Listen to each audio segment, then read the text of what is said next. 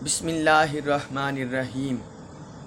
आज की वीडियो में हम इंशाअल्लाह ताला सूरतुल अनआम की आयत नंबर 31 से लेकर 34 का मुताला करने लगे हैं। इसमें भी बड़े अहम मज़ामीन बयान हुए हैं। आयत नंबर 31 में अल्लाह ताला ने अपने से मुलाकात करने वालों का खसारा बयान किया है कि वो कौन से खसारे में हैं, कौन से घाटे में हैं, वो सारा आयत नंबर 31 में बयान हुआ है। और फिर आयत नंबर 32 में जो लोग खसारे में जाते हैं, इनकार करते हैं रब का, रब से मुलाकात का इनकार करते हैं, खसारे में रहते हैं, उसकी वजह बयान की गई है। उसकी बुनियादी वजह दुनिया की ज़ेब व ज़ीनत, आराइश, दिल फरेबियाँ, ये इसकी बुनियादी सबब हैं। तो दुनियावी ज़िंदगी की हकीकत को मौज़ूए बहस लाया गया है आयत नंबर 32 में। और फिर उसके बाद आयत नंबर 33 में उसमें अल्लाह ताला ने हजूर सल्लल्लाहु अलैहि वसल्लम को तसल्ली दी है। और इसी ज़िमन में हमने और कुरान से आयात भी बयान की है कि कुफ़ार के जुटलाने पर, तकज़ीब करने पर, इस्तिहज़ा करने पर, बेहूदगी करने पर माअज़ल्लाह अस्तग़फ़िरुल्लाह, अल्लाह ताला ने अपने हबीब को तसल्ली दी है कुरान में। तो इसका ज़ेर बहस लाया गया है, इसको ज़िक्र किया गया है। और फिर आयत नंबर 34 में अल्लाह ताला ने फरमाया कि जो आपसे पहले अंबिया किराम रसूल गुज़रे उनके साथ भी ये मामला हुआ, उसको ज़ेर बहस लाया गया है। और इसमें सब्र की अहमियत वाज़ेह होती है। दावत व तबलीग का फरीज़ा सर अंजाम देने वाले, उनके लिए इसमें रहनुमाई के बड़े अहम गोशे हैं। तो वो आज हम इसमें गुफ्तगू करेंगे और तर्जमा तफसीर पढ़ेंगे सूरतुल अनआम की आयत नंबर 31 से लेकर 34 तक। तो आप सब एंड तक इसे समात करें। जज़ाकुमुल्लाह खैरन। अऊज़ु बिल्लाहि मिनश शैतानिर रजीम। बिस्मिल्लाहिर्रहमानिर्रहीम। कद हसीरा, कद बेशक, हसीरा नुकसान में रहे, हसारे में रहे, अल्लाज़ीना वो लोग, कज़्ज़बू जिन्होंने झुठला दिया, बिलिक़ाइल्लाह मुलाकात अल्लाह की। बेशक ऐसे लोग नुकसान में रहे, हसारे में रहे, जिन्होंने अल्लाह की मुलाकात को झुठला दिया। हत्ता यहाँ तक के इदा जब, जाअत हम, जाअत आई, जाअत आई, हम उनके पास, अस्साअतु क़यामत, क़यामत की घड़ी जब उनके पास आई, बग़्ततन अचानक, यहाँ तक कि जब उनके पास अचानक क़यामत आ पहुंचेगी। क़ालू वो बोलेंगे, या हसरतना, हाय अफसोस हम पर। या हसरतना, ना का मतलब हम, या हसरता अफसोस, हाय अफसोस, ना हम पर। या हसरतना, हाय अफसोस हम पर, अला उस पर, माँ जो फर्रतना हमने तकसीर की, फीहा इस बारे में, जो हमने क़यामत पर ईमान लाने के बारे में तकसीर की, कमी की, पीछे रहे, तो वो हम पर अफसोस। वहुम और वो, यहमिलूना लादे हुए होंगे, औजारहुम अपने बोझ, औजारहुम विजरुन बोलते हैं बोझ को, औजार उसकी जमा, औजारहुम बोझों को अपने, वहुम यहमिलूना औजारहुम और वो अपने बोझ उठाए होंगे, अला ऊपर, ज़ुहूरिहिम अपनी पीठों पर। ज़ाहर उनका मतलब पीठ और ज़ुहूर उसकी जमा, अला ज़ुहूरिहिम वो अपनी पीठों पर अपने बोझ लाते हुए होंगे। अला खबरदार सुन लो, साआ कितना बुरा है, माँ जो यज़िरून वो बोझ उठा रहे हैं। अला साआ मा यज़िरून सुन लो, वो बहुत बुरा बोझ है जो वो उठा रहे हैं। अभी आयत मुबारका में अल्लाह ताला ने फरमाया है, एक तो अल्लाह ताला ने काफिरों के बारे में उनके दो अहवाल का जिक्र किया है। ان کی دو حالتوں کا ذکر کیا جو قیامت کے دن انہیں سامنا کرنا پڑے گا، اور پھر اس میں اللہ کی ملاقات کا بھی ذکر کیا ہے۔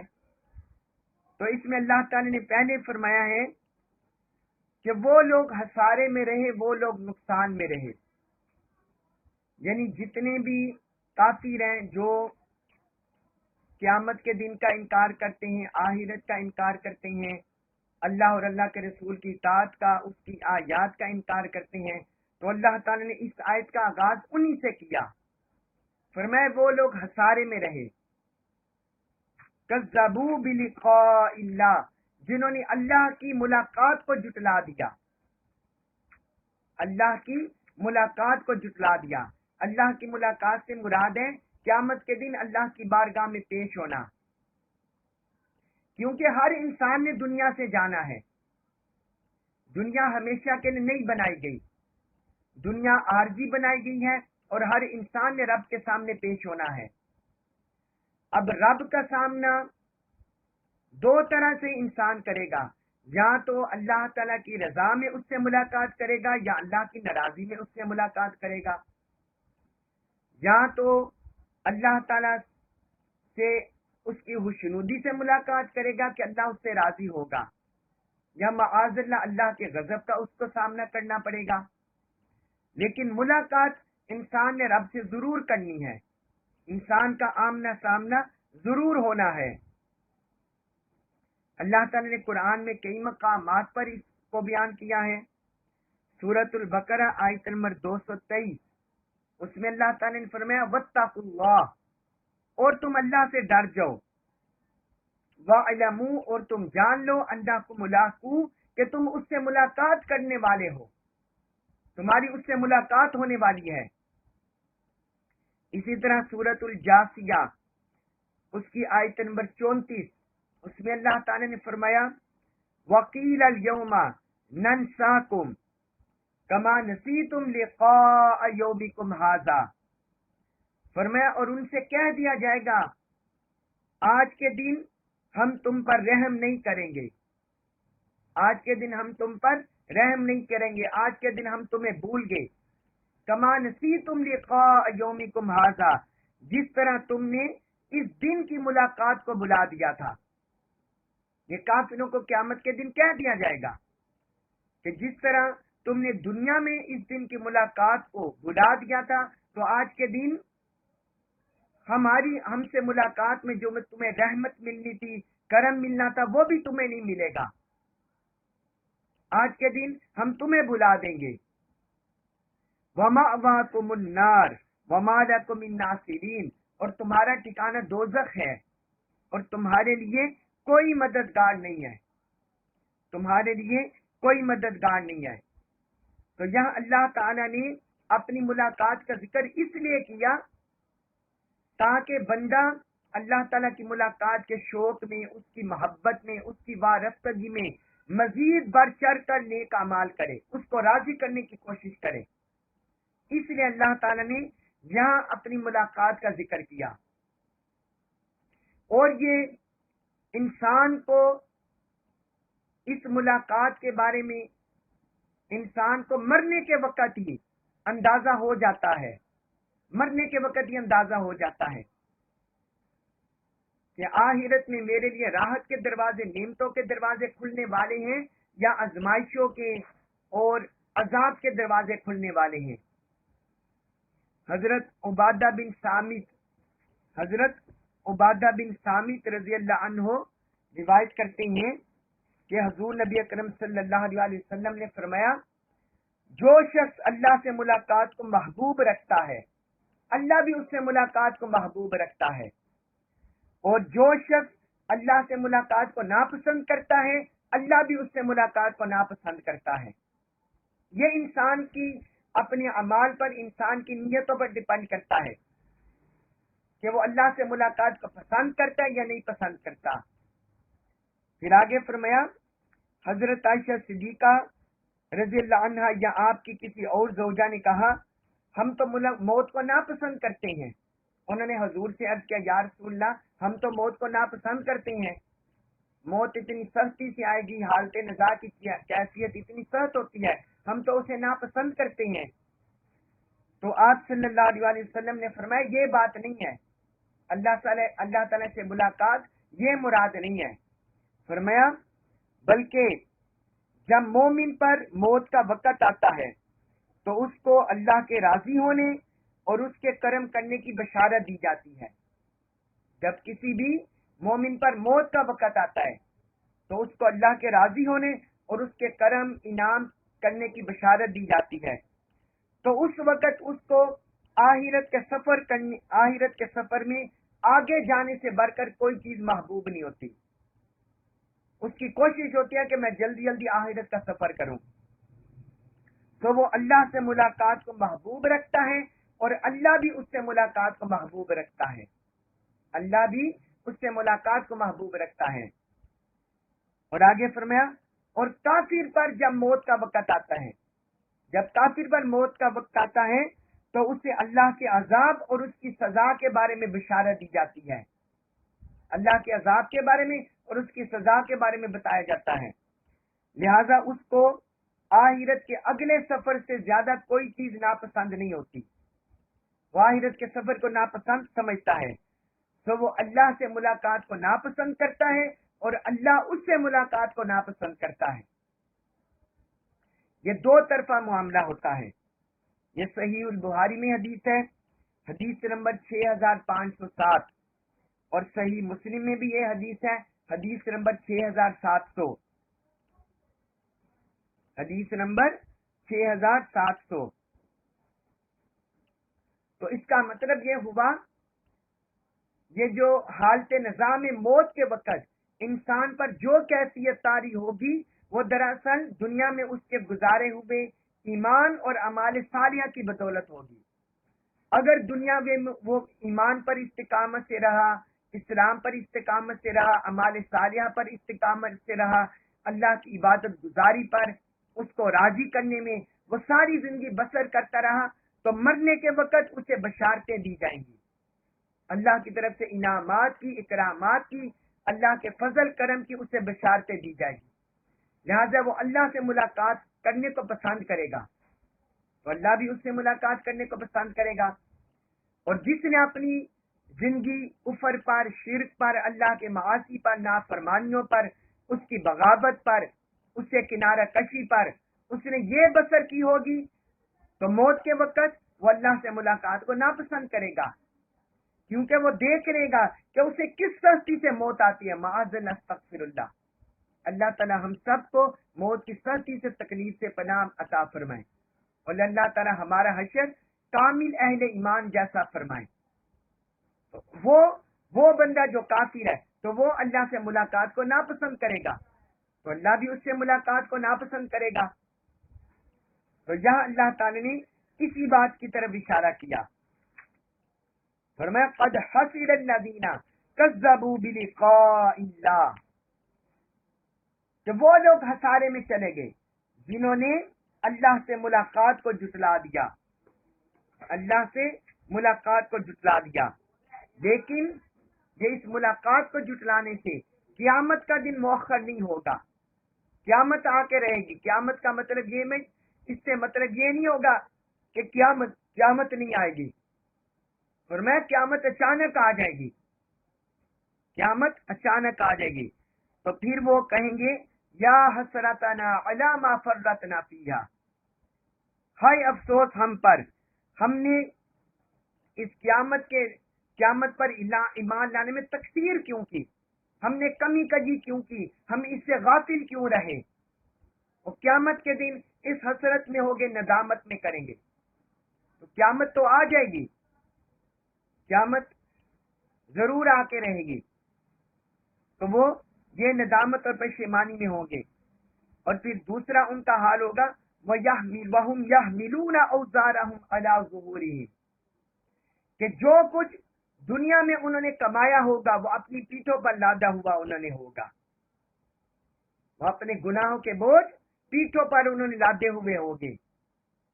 جو بھی انہوں نے بغاوت کی ہوگی، نافرمانیاں کی ہوگی، اللہ کے احکام کو، اس کی آیات کو جھٹلایا ہوگا، حضور نبی اکرم صلی اللہ علیہ وسلم کو جھٹلایا ہوگا، قیامت کو جھٹلایا ہوگا، जितनी भी नाफरमानियां की होंगी वो सारा बोझ उन्होंने अपनी पीठों पर लादा होगा, वो सारा बोझ उन्होंने अपनी पीठों पर लादा होगा।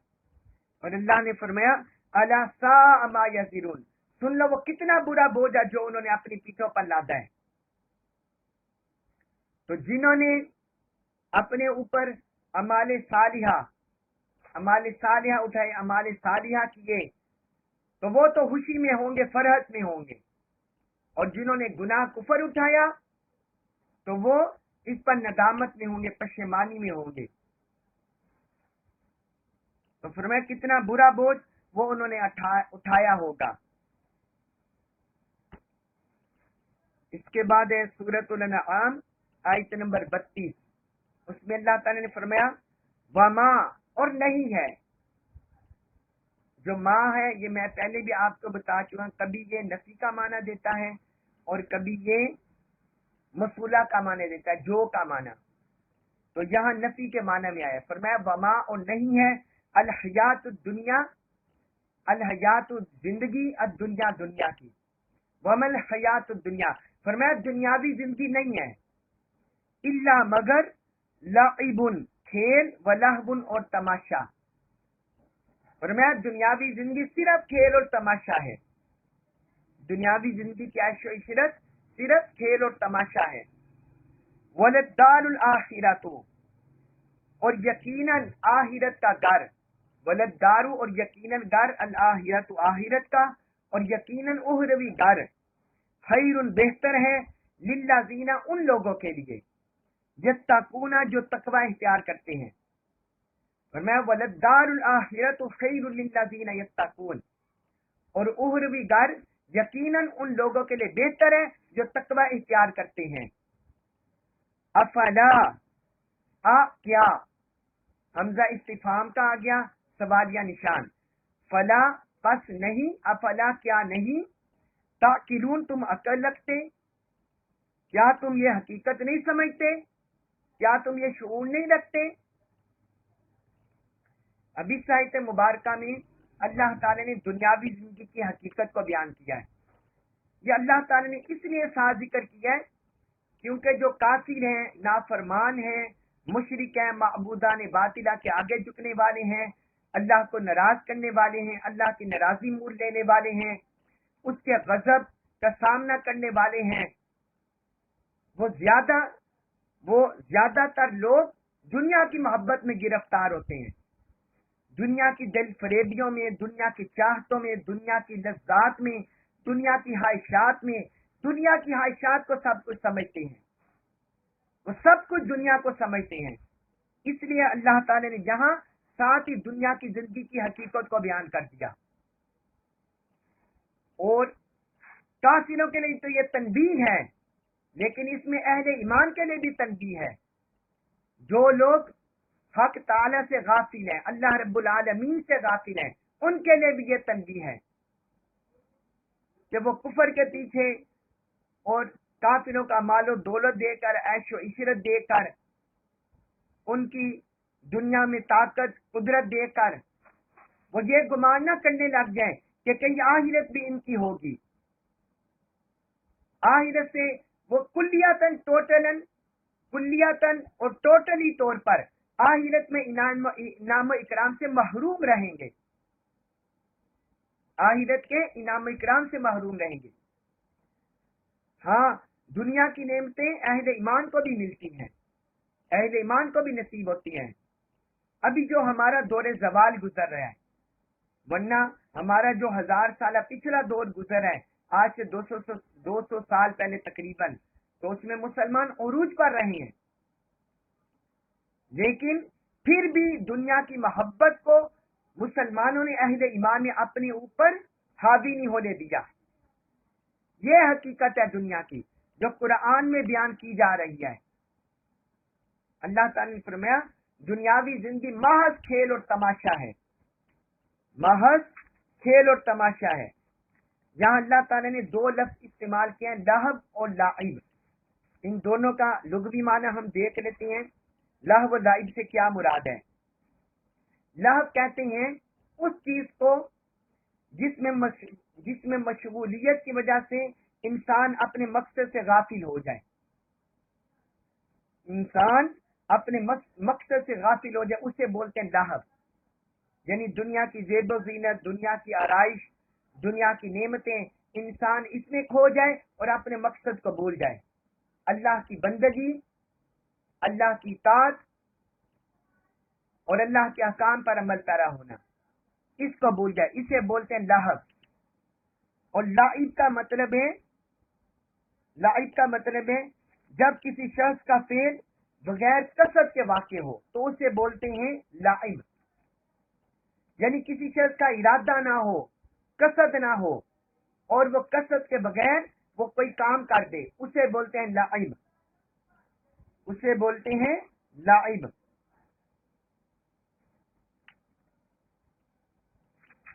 اسے بولتے ہیں لعب،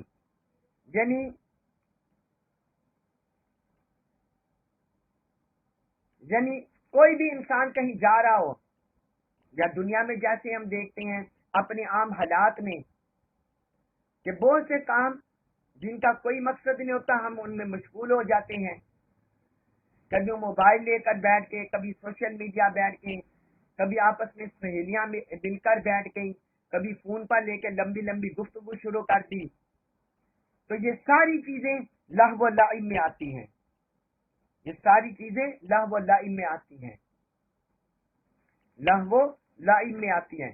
تو اللہ تعالیٰ نے فرمایا دنیاوی زندگی بس یہی ہے، لہو و لعب، کھیل اور تماشا، یہ بس انسان کو لبانے والی ہے، انسان کے نفس کو لبانے والی ہے، انسان کے نفس کو مائل کرنے والی ہے۔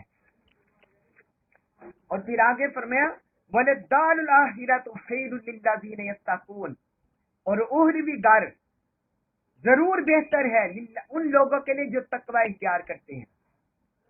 پورے قرآن میں اللہ تعالی نے دنیاوی زندگی کو انسانوں کے لیے گھر قرار نہیں دیا، جہاں بھی اللہ تعالی نے دنیاوی زندگی کا بیان کیا اسے لہو و لعب بھی بیان کیا ہے، وَمَا الْحَيَاةُ الدُّنْيَا إِلَّا لَعِبٌ وَلَهْوٌ، قرآن نے یہی بیان کیا، جہاں بھی قرآن میں بیان کیا ہے اللہ تعالی نے دنیاوی زندگی کو محض کھیل اور تماشا بنایا ہے، اور کہیں بھی قرآن میں اللہ تعالی نے دنیا کی زندگی کو انسان کے لیے گھر بیان نہیں کیا، کیونکہ گھر انسان کا وہ ہوتا ہے جہاں انسان کو راحت میسر ہو، جہاں انسان کو سکون میسر ہو، جہاں انسان کو ہر طرح کی نعمتیں میسر ہو، اور دنیا کی زندگی یہ فانی ہے، عارضی ہے، ناپائیدار ہے، غیر مستقل ہے، اس لیے اللہ تعالی نے اسے انسانوں کے لیے گھر نہیں بیان کیا، تاکہ انسانوں کو پتہ چل جائے کہ ہم یہاں عارضی طور پر امتحان کی غرض سے آئے ہیں،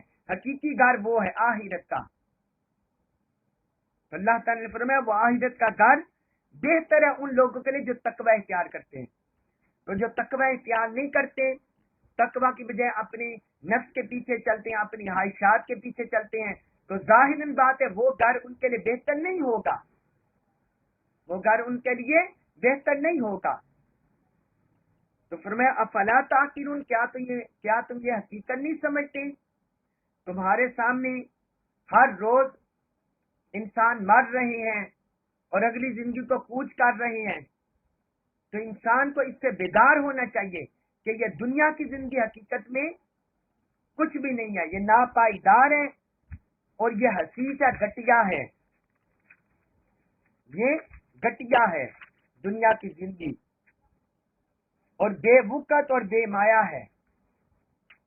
اس پر 2-3 احادیث مبارکہ آپ کو سنا دوں۔ حضرت مستورد بن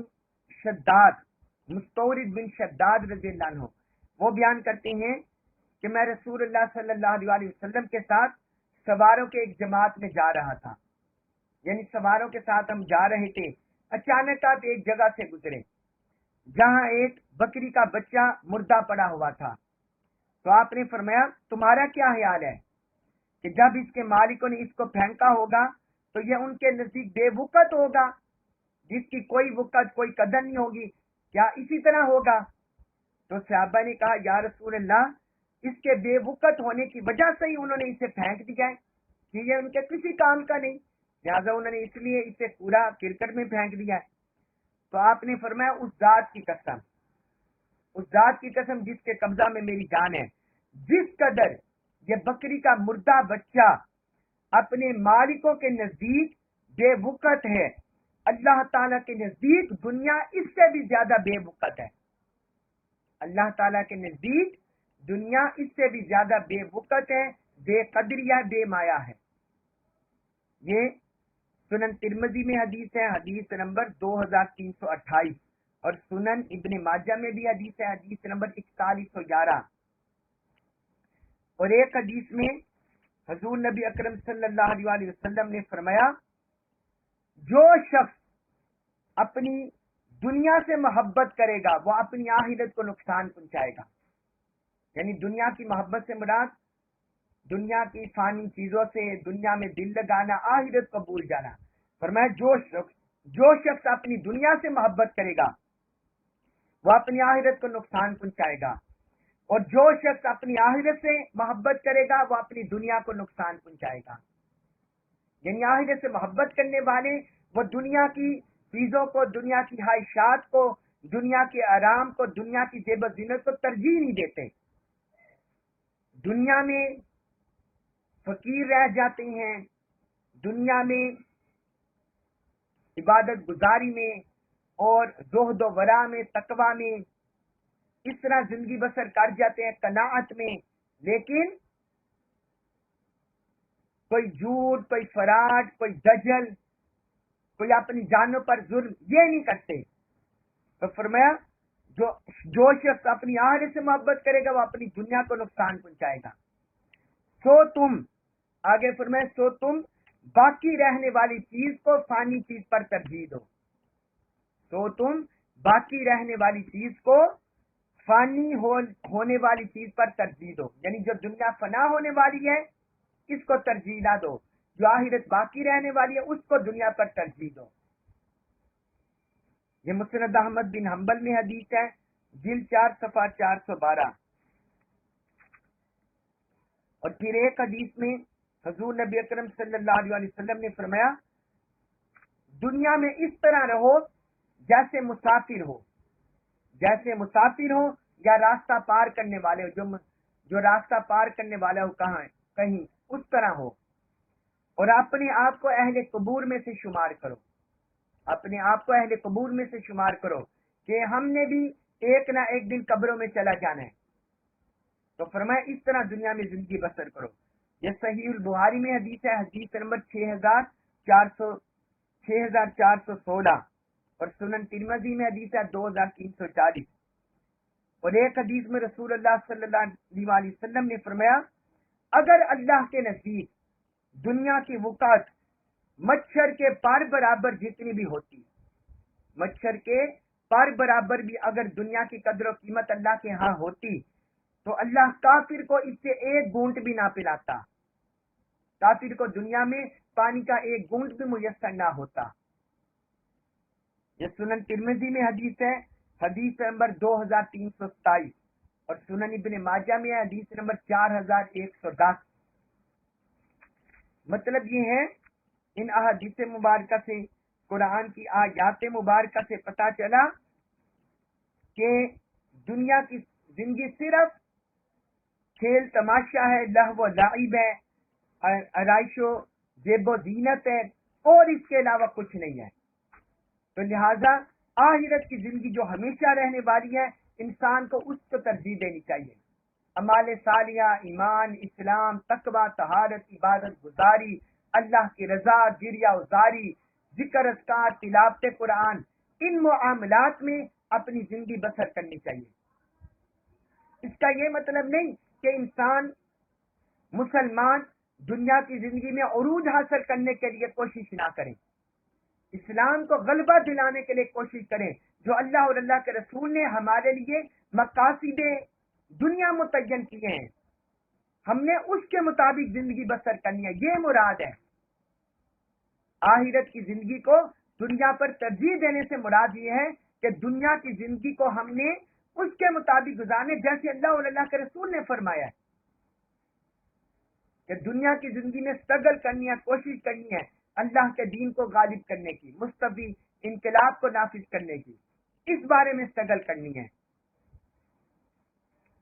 اور پھر آگے اللہ تعالی نے فرمایا آیت نمبر 33 سورۃ الانعام آیت نمبر 33،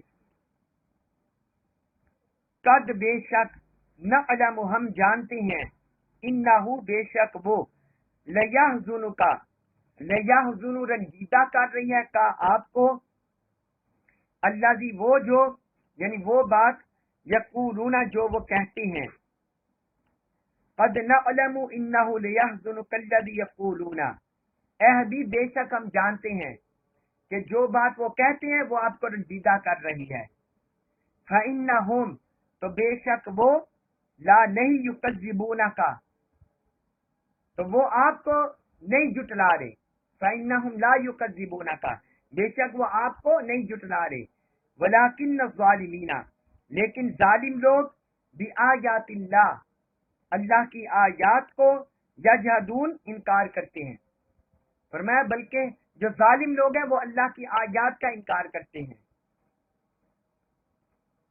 اللہ جل شان اس آیت مبارکہ میں اللہ تعالی نے اپنے حبیب کو تسلی دی ہے۔ اس آیت مبارکہ کا پس منظر یہ ہے، جنگ بدر کے دن احنف بن شریک اور ابو جہل کی ملاقات ہوئی، دو کافر تھے، ابو جہل اور احنف بن شریک، ان کی ملاقات ہوئی جنگ بدر کے دن۔ تو احنف ابو جہل کو اس جگہ لے گیا جہاں کوئی اور نہیں تھا، یعنی اسے تنہائی میں لے گیا۔ تو اس نے ابو جہل سے پوچھا، ابو الحکم مجھے یہ بتاؤ کہ یہ محمد صلی اللہ علیہ وسلم صادق ہیں یا کاذب ہیں، یعنی یہ بتاؤ کہ یہ سچے ہیں یا جھوٹے ہیں، کیونکہ یہاں پر میرے اور تمہارے سوا قریش کا کوئی اور فرد نہیں ہے جو ہماری باتیں سن رہا ہو۔ تو ابو جہل نے کہا تم پر افسوس ہے، باہدا محمد صلی اللہ علیہ وسلم ضرور صادق ہیں۔ وہ کہنے لگا، قسم کھا کر کہنے لگا کہ یہ ضرور سچے ہیں، یہ ضرور سچی ہیں، اور محمد صلی اللہ علیہ وسلم نے کبھی جھوٹ نہیں بولا، انہوں نے کبھی جھوٹ نہیں بولا۔ لیکن وہ کہتا ہے، آگے کہتا ہے، جو کعبے کا جھنڈا ہے، جو مکے کا جھنڈا ہے، مکہ کی سپہ سلاری کا جھنڈا، اور کعبہ کی جو دربانی ہے، اس کے انتظام و انسلام کو سنبھالنا، اور آب زمزم کی سبیل، یہ پہلے ہی بنو قصی کے پاس ہے، جو حضور کے آباء و اجداد چلے آ رہے، فرمایا یہ پہلے ہی ان کے پاس ہے۔ اگر وہ نبوت بھی ان کے پاس چلی گئی تو پھر باقی قریش کے پاس کیا بچے گا؟ باقی قریش کے پاس کیا بچے گا؟ کعبہ کی دربانی ان کے پاس ہے، آب زمزم کو تقسیم کرنے کی ذمہ داری ان کے پاس ہے، صفا سلاری ان کے پاس ہے۔ اگر نبوت بھی ان کے پاس ہوئی تو باقی قریش کے قبیلوں کے پاس کیا بچے گا؟ یعنی وہ اس کی مراد یہ تھی کہ ہم صرف تعصب اور اناد کی وجہ سے ان کی مخالفت کر رہے ہیں۔ تو تب یہ آیت مبارکہ نازل ہوئی، اے حبیب یہ آپ کو نہیں جھٹلاتے بلکہ یہ اللہ کی آیات کو جھٹلا رہے ہیں۔ آپ یہ دیکھیے نا، یہ تفسیر تبری میں یہ واقعہ بیان کیا امام تبری نے۔ آپ یہ دیکھیں نا، جب حضور صلی اللہ علیہ وسلم نے پہلی دعوت دی اہل مکہ کو، تو انہیں فرمایا کہ مجھے بتاؤ، اگر میں تم سے کہوں کہ اس پہاڑی کے پیچھے سے کوئی لشکر تم پر حملہ آور ہونے والا ہے، کیا تم مان جاؤ گے؟ وہ کہیں گے ہم مان جائیں گے، کیونکہ آپ نے کبھی جھوٹ نہیں بولا۔ تو پھر آپ صلی اللہ علیہ وسلم نے فرمایا میں تمہیں اللہ سے ڈراتا ہوں، اللہ کی عبادت کرو۔ اس پر وہ بگڑ گئے، اس پر انہوں نے حضور کی مخالفت شروع کر دی۔ تو اس کا مطلب ہے حضور صلی اللہ علیہ وسلم کے ذاتی اوصاف، آپ کی امانت، دیانت، آپ کا صدق، آپ کے امانت داری، ان ساری چیزوں کو وہ مانتے تھے۔ صرف اناد کی وجہ سے، تعصب کی وجہ سے وہ حضور کی نبوت اور رسالت کو نہیں مانتے تھے، اور پھر اسی اناد میں بڑھتے چلے گئے، اسی اناد میں بڑھتے چلے گئے۔ تو اللہ تعالی نے اس آیت مبارکہ میں اپنے حبیب کو تسلی دی ہے، اور قرآن میں اور مقامات پر بھی اللہ تعالی نے ایسا ذکر کیا ہے، جس طرح سورۃ الکہف آیت نمبر 6، اس میں اللہ تعالی نے فرمایا فَلَعَلَّكَ بَاخِعٌ نَفْسَكَ عَلَىٰ آثَارِهِمْ إِن لَّمْ يُؤْمِنُوا بِهَٰذَا الْحَدِيثِ آسَفًا، فرمایا اے حبیب اگر وہ اس قرآن پر ایمان نہیں لاتے تو کہیں فرتے غم سے آپ ان کے پیچھے جان دے دیں گے؟ آپ ان کے پیچھے جان دے دیں گے؟ لم یؤمنوا بهذا الحدیث اسفا، اس قرآن پر ایمان نہیں لاتے تو کیا آپ ان کے پیچھے جان دے دیں گے؟ اللہ تعالیٰ نے اپنے حبیب کو تسلی دی. اسی طرح سورۃ المزمل اس کی آیت نمبر 10 میں اللہ تعالیٰ نے فرمایا وَاصْبِرْ عَلَىٰ مَا يَقُولُونَ وَاهْجُرْهُمْ هَجْرًا جَمِيلًا، اے حبیب کافروں کی باتوں پر صبر کریں اور ان کو خوش اسلوبی سے چھوڑ دیں، یعنی آپ اپنے دل کو رنجیدہ نہ کریں، اپنے دل کو گرا نہ لیں. وَذَرْنِي وَالْمُكَذِّبِينَ أُولِي النَّعْمَةِ وَمَهِّلْهُمْ قَلِيلًا، آیت نمبر 11 میں بھی ساتھ فرمایا اور ان جھٹلانے والے مالداروں کو مجھ پر چھوڑ دیں، مجھ پر چھوڑ دیں ان جھٹلانے والے مالداروں کو، سرداروں کو جنہیں اپنی سرداری پر اپنی دولت پر گمانڈ ہے اور اللہ کے رسول کے اس کی آیات سے غافل کترا رہی ہیں. وَمَخِّلُهُمْ قَلِيلًا، اور انہیں تھوڑی سی مہلت دے دیں، جو دنیا کی زندگی ہے اس میں انہیں تھوڑی سی مہلت دے دیں. تو یہ اللہ تعالی نے اس میں بھی یہی بیان فرمایا کہ یہ حبیب یہ جو آپ کو جھٹلا رہے ہیں تو یہ آپ کو، تو ہمیں پتہ ہے یہ بات، یہ ان کا قول یہ آپ کو رنجیدہ کر رہا ہے، یہ آپ کو رنجیدہ کر رہا ہے. تو یہ حقیقت میں آپ کی تکذیب نہیں کر رہے بلکہ یہ اللہ کی آیات کا انکار کر رہے ہیں، یہ اللہ کی آیات کا انکار کر رہے ہیں. اس کے بعد سورۃ الانعام آیت نمبر 34، اس میں اللہ تعالی نے فرمایا وَلَقَدْ، اور بے شک کذبت جھٹلائے گئے ہیں رسول، کئی رسول، من قبل کا آپ سے پہلے، فرمایا آپ سے پہلے بھی بہت سے رسول جھٹلائے گئے. فصبروا، تو انہوں نے صبر کیا، علی اس پر ماں جو کذبوا وہ جھٹلائے گئے، تو جس چیز سے انہیں جھٹلایا گیا انہوں نے صبر کیا. وَأُوذُوا، اور جو انہیں اذیت دی گئی اس پر بھی انہوں نے صبر کیا. حتیٰ یہاں تک کہ اتاہم آ گئی ان کے پاس، آ گئی ہم ان کے پاس نصر مدد نہ ہماری، یہاں تک کہ ان کے پاس ہماری مدد اور نصرت آ پہنچی. فرمایا جو آپ سے پہلے رسول گزرے ہیں وہ بھی جھٹلائے گئے، تو جو وہ جھٹلائے گئے یا انہیں اذیت دی گئی انہوں نے اس پر صبر کیا، انہوں نے اس پر صبر کیا یہاں تک کہ ہماری مدد آ پہنچی. وَلَا مُبَدِّلَ لِكَلِمَاتِ اللَّهِ، ولا اور نہیں ہے مبدلہ بدلنے والا لکلمات اللہ، اللہ کی باتوں کو، اللہ کے وعدوں کو کوئی بدلنے والا نہیں ہے. وَلَقَدْ جَاءَكَ، وَلَقَدْ اور بے شک جَاءَكَ، جَاءَ آ گئی کا آپ کے پاس، من سے نبائن خبریں المرسلین رسولوں کی. فرمایا بے شک آپ کے پاس رسولوں کی خبریں آ چکی ہیں، آپ کے دل کو تسلی دینے کے لیے، تقویت کے لیے رسولوں کی خبریں آپ کے پاس آ چکی ہیں. اب اس آیت مبارکہ میں بھی اللہ تعالی نے اپنے حبیب کو ایک اور اینگل سے تسلی دی ہے. اس میں تسلی بھی دی ہے اور اس میں اللہ تعالی نے دین کی راہ پر چلنے کا ایک گر بھی بتایا ہے اور انسانوں کی رہنمائی بھی کی ہے کہ جو دین کی راہ پر چلتے ہیں، اللہ کے پیغام کو پھیلاتے ہیں، اللہ کے دین کو غالب کرنے کے لیے اسٹرگل کرتے ہیں، تو اس آیت مبارکہ کے پس منظر سے اور اس کے جو بیک گراؤنڈ سے ہمیں پتا چلتا ہے کہ ان پر مصائب بھی آتے ہیں، ان پر تنگیاں بھی آتی ہیں، ان کو سختیوں کا بھی سامنا کرنا پڑتا ہے اور ان کی دعوت کو جھٹلایا بھی جاتا ہے، جس طرح حضور صلی اللہ علیہ وسلم کو جھٹلایا گیا اور فرمایا جس طرح آپ کو جھٹلایا گیا آپ سے پہلے رسولوں کو بھی جھٹلایا گیا.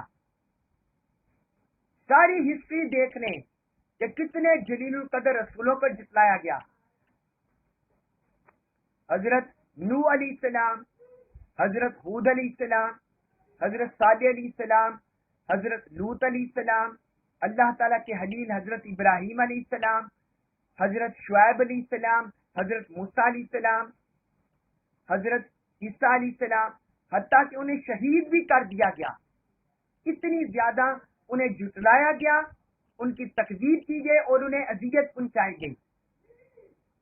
لیکن فرمایا انہوں نے صبر کیا، انہوں نے صبر کیا، کیونکہ صبر ایک ایسا مادہ ہے اور ایسی روحانی کیفیت ہے کہ صبر کے ذریعے انسان بڑی بڑی سختیوں کو جھیل لیتا ہے، تکلیفیں برداشت کر لیتا ہے. بے صبری انسان کے قاصد کو، انسان کے مقصد کو نقصان پہنچاتی ہے اور انسان کو اس کی منزل سے دور کر دیتی ہے بے صبری. جبکہ صبر کے ساتھ سفر انسان کو اس کی منزل تک پہنچا دیتا ہے. اس لیے اللہ تعالی نے فرمایا کہ ان انبیاء نے اتنا صبر کیا کہ ہماری مدد و نصرت ان کے پاس آ گئی. یعنی مدد و نصرت آنے کا مطلب ان کو غلبہ نصیب ہو گیا. بالآخر ان کو اپنے زمانے میں غلبہ نصیب ہو گیا، وہ غالب آ گئے. جس طرح حضرت موسیٰ علیہ السلام کی قوم نے کتنی سختیاں برداشت کی تو بالآخر فرعون کا لشکر غرق ہو گیا اور حضرت موسیٰ علیہ السلام غالب آ گئے اور قوم بنی اسرائیل غالب آ گئے اور مصر میں ان کی سلطنت قائم ہو گئی. حضرت یوسف علیہ السلام نے صبر کیا تو وہ مصر کے بادشاہ بن گئے. اس طرح باقی انبیاء کرام نے بھی صبر کیا تو اسی طرح وہ بھی اپنے اپنے زمانے میں وہ غالب آ گئے. تو اللہ تعالیٰ نے یہاں بھی یہی فرمایا کہ مخالفوں اور کافروں کی ایذا رسانی پر، سختیوں پر، تکلیفوں پر آپ کو بھی صبر کرنا ہے. یہ حضور کا بھی حساب ہے اور حضور کے ذریعے ہر مبلغ کو، ہر دائی کو حساب ہے. جس طرح ایک اور مقام پر اللہ تعالیٰ نے فرمایا سورۃ الاحقاف آیت نمبر 35 میں، اس میں فرمایا فاصبر کما صبر اولو العزم من الرسل. فرمایا سو آپ صبر کریں جیسا کہ اولو العزم رسولوں نے صبر کیا. یعنی بلند ہمت اولو العزم رسولوں نے صبر کیا، اسی طرح آپ بھی صبر کریں.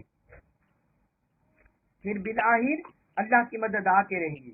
ولا مبدل لکلمات اللہ، اور اللہ کے کلمات کو، اس کے وعدوں کو کوئی بدلنے والا نہیں ہے. جو بندہ بھی صبر سے اپنا سفر جاری رکھتا ہے بالآخر فتح و کامرانی اسے نصیب ہوتی ہے، فتح اور کامرانی اسے نصیب ہوتی ہے. وَلَقَدْ جَاءَكَ مِن نَبَإِ الْمُرْسَلِينَ، اور فرمایا کہ بے شک آپ کے پاس رسولوں کی خبریں آ چکی ہیں جو آپ کے دل کو تقویت دیتی ہیں اور آپ کے کاز کو تقویت دیتی ہیں، مقصد کو تقویت دیتی ہیں. تو اس سے یہ بھی پتہ چلا انبیاء کرام، رسولوں کے واقعات پڑھنا سننا، اہل اللہ صالحین کے واقعات پڑھنا سننا، یہ اللہ تعالیٰ کی سنت ہے قرآن میں کہ ان سے انسان کے دل کو تقویت ملے، انسان کو ایمان پر استقامت کا نور ملے اور انسان ان کے واقعات احوال پڑھ کے اسے ایمان میں مضبوطی نصیب ہو. ان واقعات سے یہ بھی مقصد ہوتا ہے. اللہ تبارک و تعالی ہمیں قرآن کا کما کو فہم نصیب فرمائے اور ہمیں اس پر عمل پیرا ہونے کی توفیق عطا فرمائے. وما علیہ